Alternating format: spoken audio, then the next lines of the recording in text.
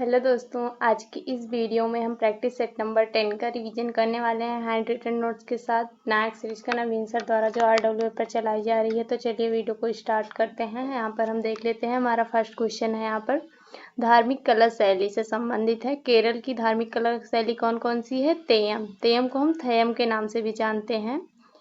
कृष्णाटम, बिल्लूपाट जो कर्नाटक और तमिलनाडु दोनों की है, केरल और तमिलनाडु की दोनों की है। और यहाँ पर है चबिट्टू नाटकामी और ताल मंगले, ये केरल और कर्नाटक दोनों की है। उसके बाद यहाँ पर ऐसे ही हम देख लेते हैं गुजरात का। गुजरात की कला शैली कौन कौन सी है? रगोड़ा और रासलीला। और आंध्र प्रदेश का बुर्रा कथा और ओगू कथा। और उत्तराखंड का रामायण। उसके बाद यहाँ पर उत्सव हम लोग यहाँ पर देख लेते हैं इम्पोर्टेंट। तेलंगाना में कौन कौन सा उत्सव है? बतुकम्मा, बोनालू, अलाई बलाई, मेघराम, जबारा, नबारो जतारा, समक्का, सरक्का जतारा और दुन्नो पथुला पंडुगा। और उसके बाद यहाँ पर आता है तमिलनाडु के उत्सव। तमिलनाडु के इम्पोर्टेंट उत्सव कौन कौन से हैं? जैसे चित्रार्थी, भाई पुसुम। और केरल का है त्रिशूपुरम और निशागंधी। और उड़ीसा का है रज पर्व और बलियात्रा। उसके बाद हम आगे यहाँ पर नेक्स्ट क्वेश्चन देख लेते हैं पुस्तक से। किसकी पुस्तक कौन सी है? जैसे यहाँ पर पहली पुस्तक हम लोग देख लेते हैं पी चिदम्बरम की speaking truth to power, my alternative view. और अरुण शौरी की है टू सेंट्स। और यशवंत सिन्हा की कौन सी बुक है? India Unmade. और यहाँ पर उसके बाद आता है प्रणब मुखर्जी की कौन सी बुक है? Thoughts and reflective. और यहाँ पर हामिद अंसारी की कौन सी बुक है? Citizen and society. और प्रतिभा पाटिल की है राइस इंडिया। और शीला दीक्षित की कौन सी बुक है? My time my life. और उसके बाद यहाँ पर आते हैं मोहन सिंह की कौन सी इंपॉर्टेंट बुक है? Changing India. और मेनका गांधी की कौन सी बुक है? Heads and tales.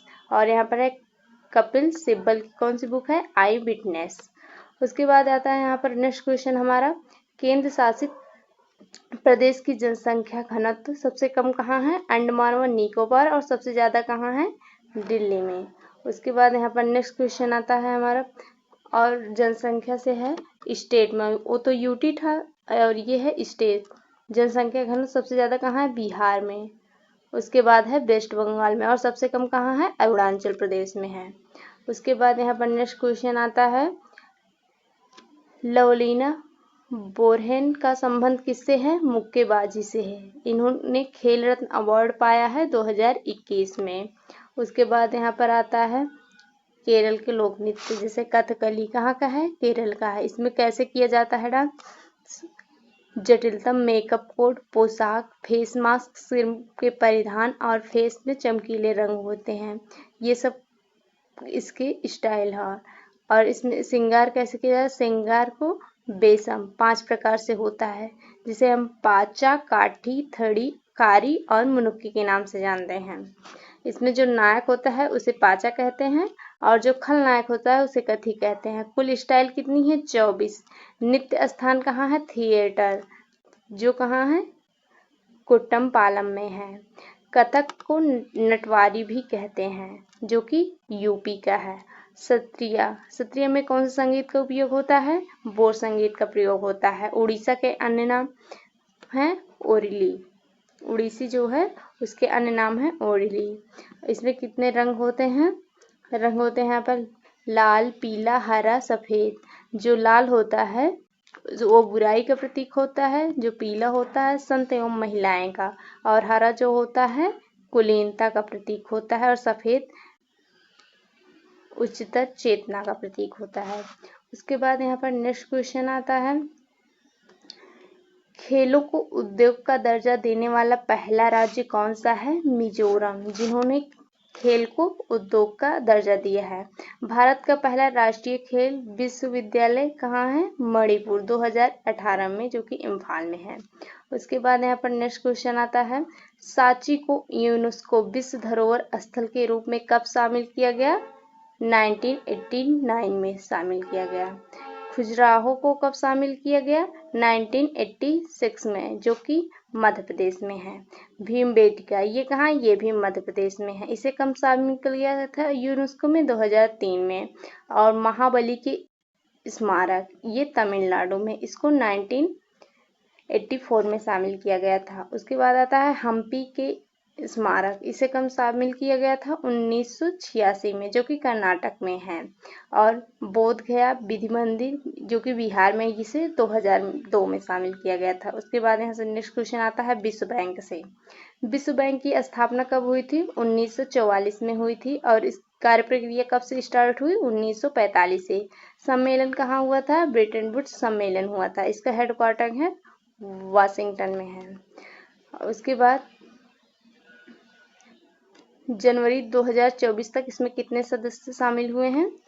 189 वाला कौन सा है?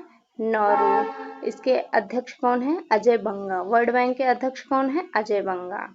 उसके बाद यहाँ पर नेक्स्ट क्वेश्चन आता है, हम लोग यहाँ पर देख लेते हैं राष्ट्रपति द्वारा नियुक्तियां। राष्ट्रपति द्वारा किसकी किसकी नियुक्ति की जाती है? भारत के मुख्य न्यायाधीश की नियुक्ति की जाती है, उच्च न्यायालय के न्यायाधीश की नियुक्ति की जाती है, राज्यपाल की नियुक्ति और वित्त आयोग, दिल्ली के सीएम तहत जो यूटी है, यूनाइटेड स्टेट, उनके सीएम की नियुक्ति की जाती है, मुख्य चुनाव आयुक्त की नियुक्ति की जाती है, पीएम की नियुक्ति की जाती है, महान्यायवादी। इन सब की नियुक्ति कौन करता है? राष्ट्रपति करता है। उसके बाद यहाँ पर नेक्स्ट क्वेश्चन आता है हमारा राष्ट्रपति चुनाव से। इसकी चुनाव प्रक्रिया कैसी होती है? अप्रत्यक्ष रूप से होती है। मेथड कौन सा होता है? एकल संक्रमणीय मत होता है। इसमें बैलेट पेपर से इसका चुनाव किया जाता है। प्रस्तावक की संख्या कितनी होती है? 50 और अनुमोदक की संख्या कितनी होती है? 50।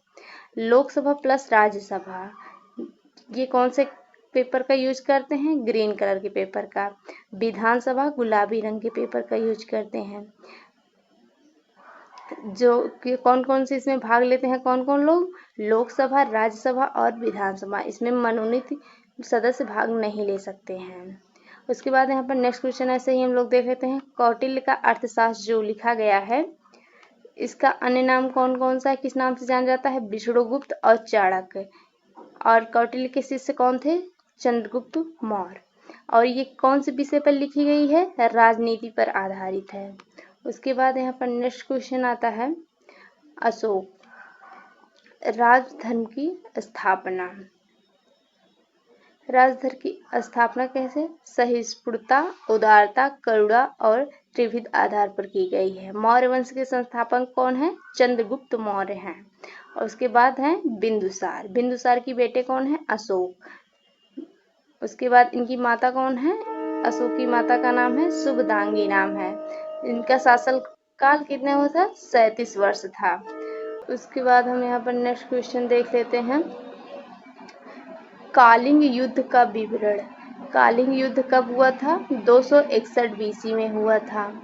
इसमें 13वें शिलालेख द्वारा इसका विवरण मिलता है।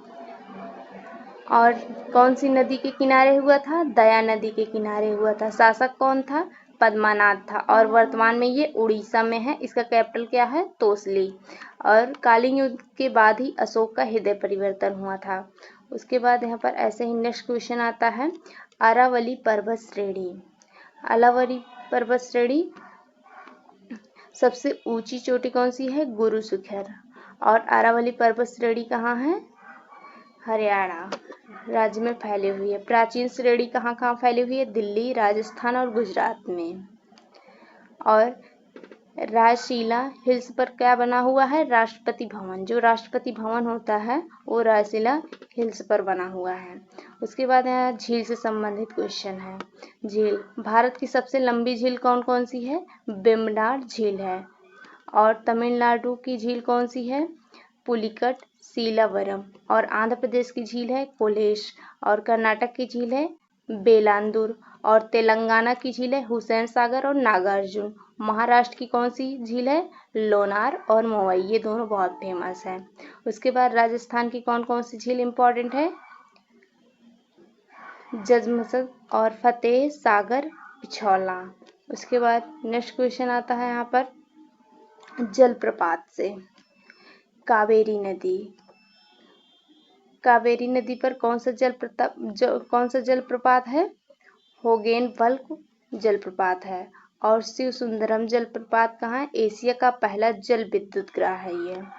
और भारत का सबसे ऊंचा कौन सा है? कुंचिकल, जो कि बराही नदी पर है और राज्य ये कर्नाटक से संबंध रखता है। उसके बाद यहाँ पर नेक्स्ट क्वेश्चन आता है चालकुंडी झील, ये कहाँ है? गोखुर झील। चालकुंडी झील, गोखुर झील, चापाकार झील और छाउन झील और ऑक्सफोर्ड लेक, ये सब कहाँ है? केरल में है। दक्षिण भारत की एकमात्र झील इनमें से शामिल है। उसके बाद यहाँ पर नेक्स्ट क्वेश्चन आता है वन्य जीव अभ्यारण्य। वन्य जीव अभ्यारण्य क्या होता है? जहाँ पर जैसे कोई प्रजाति लुप्त हो रही है तो वहाँ पर उसको रखा जाता है। वन्यजीव अभ्यारण्य से हम यहाँ क्वेश्चन देख लेते हैं। दांदेली वन्यजीव अभ्यारण्य कहाँ है? कर्नाटक में है। भगवान महावीर वन्य अभ्यारण्य कहाँ है? गोवा में है। सबसे बड़ा कौन सा है? कच्छ, जो कि गुजरात में है। और सबसे छोटा बोर, जो कि महाराष्ट्र में है। फिसली कहाँ है? ये एमपी में है। पिपारी कहाँ है? केरल में है। और महिर माथा उड़ीसा का है। उसके बाद यहाँ पर नेक्स्ट क्वेश्चन हम लोग देख लेते हैं आरबीआई जो गवर्नर्स होते हैं उनकी बुक्स, जैसे उर्जित पटेल की कौन सी बुक है? ओवरड्राफ्ट। और बिमल जलान की है द फ्यूचर ऑफ इंडिया। उसके बाद नेक्स्ट क्वेश्चन आता है यहाँ पर हमारा आरबीआई किस अधिनियम में आता है? आरबीआई एक्ट 1934 के अंतर्गत आता है। इम्पॉर्टेंट आरबीआई एक्ट यहाँ पर हम लोग देख लेते हैं, जैसे बैंककारी विनियमन अधिनियम 1949 में आया था। सरकारी प्रतिभूत अधिनियम एक्ट 2007 और 2006 के तहत है। भारतीय सिक्का कौन से एक्ट के तहत आता है? एक्ट 2011 के तहत आता है। उसके बाद यहाँ पर हम नेक्स्ट क्वेश्चन देख लेते हैं सिडबी, जिसका फुल फॉर्म होता है small industries development bank of India.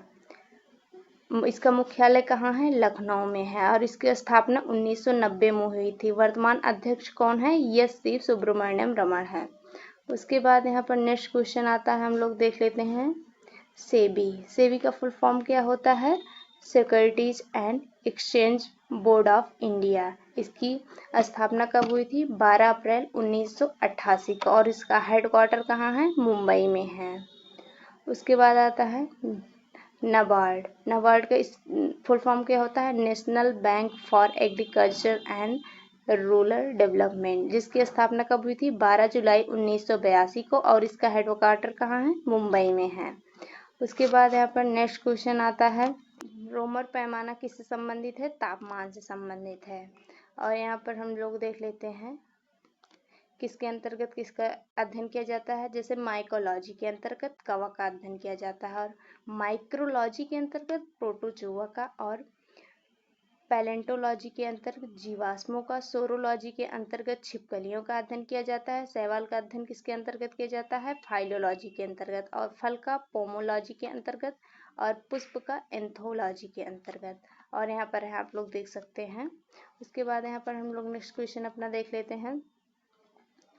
हाल ही में कौन सा देश दूरसंचार मानवीकरण असेंबली 2024 की मेजबानी करेगा? भारत। मोबाइल यूजर्स में भारत कौन से नंबर पर आता है? सेकंड नंबर पर आता है। उसके बाद यहाँ पर नेक्स्ट क्वेश्चन आता है सरस्वती सम्मान। सरस्वती सम्मान 2023 में किसे दिया गया है? प्रभा वर्मा को दिया गया है। और 2022 में शिवशंकरी को दिया गया है। पहला पुरस्कार हरिवंश राय बच्चन को, इसमें कितनी राशि दी जाती है? 15 लाख दी जाती है। इसकी शुरुआत 1991 में की गई थी। कितनी भाषाओं के लिए दिया जाता है? 22 भाषाओं के लिए दिया जाता है। वीडियो यहीं पर एंड होता है। तो वीडियो अच्छी लगी हो तो वीडियो को लाइक और चैनल को सब्सक्राइब करें। थैंक